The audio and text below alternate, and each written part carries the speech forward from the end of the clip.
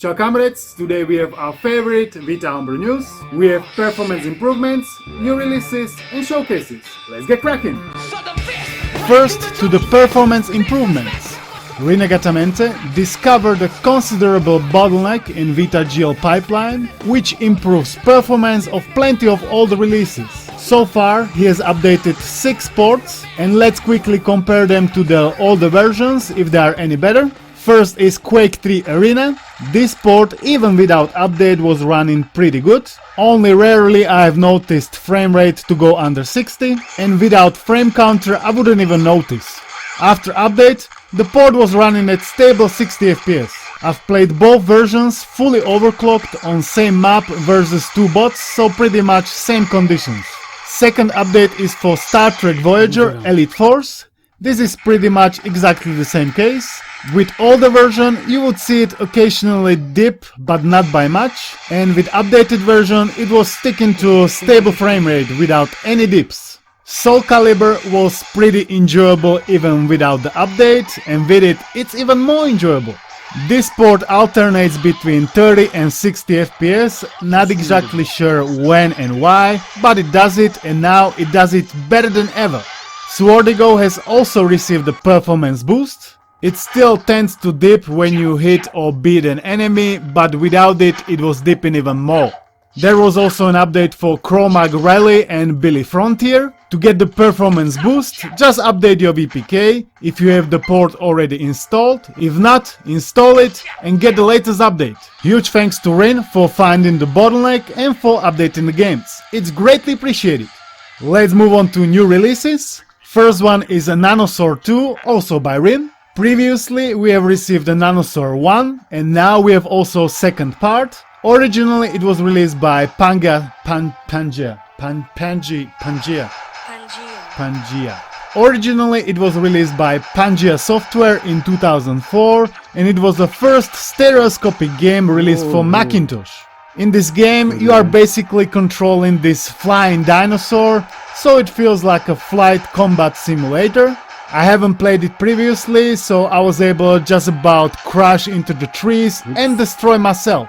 The game can be downloaded for free from VitaDB or elsewhere. Go and get it if you like what you see. There are some frame drops, but nothing major, it's still very playable. Second new homebrew release is a Tetraspace, a puzzle game set in a 4D environment, not 3D. You only see and move in 3 of them at a time. However, you have the power to swap one of the dimensions that you can see with the hidden 4th dimension, and then you can walk in it. It's kinda hard to describe it with words, but I think you got an idea from what I'm doing in the video. This is actually a pretty cool concept for a puzzle game. I enjoyed my short playthrough with it. It was made by a developer on itch.io and ported to Vita by another developer. Huge thanks to them. If you like puzzle games, this one is surely worth trying out. For now it has 12 levels and plenty tricks and hidden ways to discover. Get it for free on Reddit or on our Discord.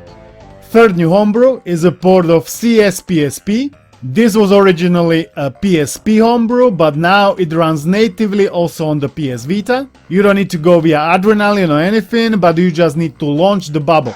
If you haven't heard about it previously, it is a 2D top-down twin-stick shooter, heavily based on a Counter-Strike.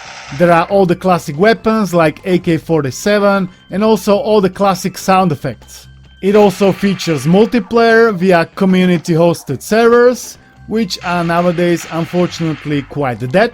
But I mean, if you have some friends that like to play it back in the day, let them know it still exists. They can install it, and then maybe you can join a game and play against each other. Fourth new release is a real package installer. This is a homebrew for installing .pkg files onto your Vita. This is a similar app to the one we already have, PKGJ.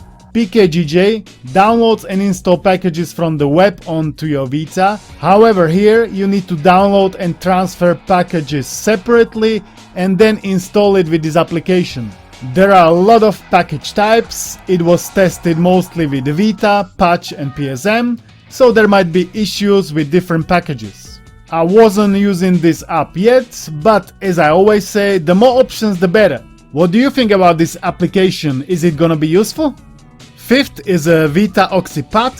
This application allows us to connect PS Vita to the PC via Wi-Fi and use it as a controller.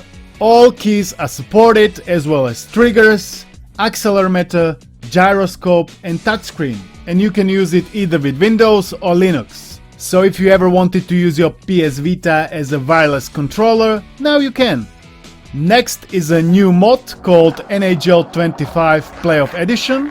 It is a ROM hack of NHL 07 for PSP with updated roster, jerseys, helmets, ice textures, with improved AI, new menu and much more. If you are into NHL, check it out. It's playable on the PSP, PS Vita and on the PSPSP emulator. Now, huge shout out to all of my Patreons and channel members. Your support is vital. I just want you to know that.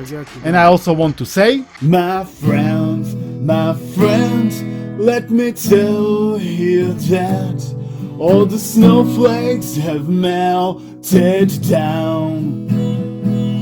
No snow, the only joy is the warmth of human love. May the love, peace and happiness be with you. From the Zealous to all the Comrades, Merry Christmas, compañeros. If you're not Christian, then God bless you. Now to the biggest homebrew release in a while, a port of Unreal. For some reason I thought this was a release of Unreal Tournament, but nope, this is a release of Unreal, a first-person shooter with single-player campaign. This port is based on a reconstructed source code of Unreal Engine 1. There are plenty options to play with in the settings, like auto-aim, crosshair. You can also customize the controls. First, I tried a bot match against bots. This was quite fun, the game looked great and it controlled comfortably, but I could feel the frame dropping straight away, especially in the heat of the moment when I was trying to kill the enemies. Then I have launched a new single player campaign, and here as well the frame rate wasn't stable, but in spite of that it was a lot of fun. I never actually played this game before, this was my very first time. I only played Unreal Tournament, that was released after this one, and it was only multiplayer. This one has also multiplayer, but it's not implemented. This port was made by FGS, big up to him. Previously he has also ported Zash 3D, aka Half-Life or Max Payne to the Vita, and Unreal is another great port behind his belt. It was just released and in few days it also received few updates that fixed a lot of issues. I'm absolutely sure more updates are on the way, looking forward to them. If you wanna install it, you need Kubridge plugin and original game files. I'm putting setup instructions on the screen right now. The size of my folder is about 400 megabytes. In the folder you can also find configuration file unreal.ini, where you can adjust bunch of things. I haven't touched anything as of right now. I have only tried to change texture details to low instead of high to get better performance, and there were some improvements, but not by much. I wanted to lower the resolution, but I couldn't. That would help for sure a lot more. It was running at native Vita 960 by 544. I'll be playing this port for some more, and I'll be also keeping a close eye for any updates. Stay tuned, and you can even subscribe if you don't want to miss them. Now let's move on to showcases. First one is an alpha demo of Tomb Raider, The Angel of Darkness. This is a Unity remake by Mr. Croft, not a direct port, and it contains 3 full levels. All levels have restored content based on the original design document by Co-Design. I have tried first 2 levels, there are even cutscenes included with nice dialogue.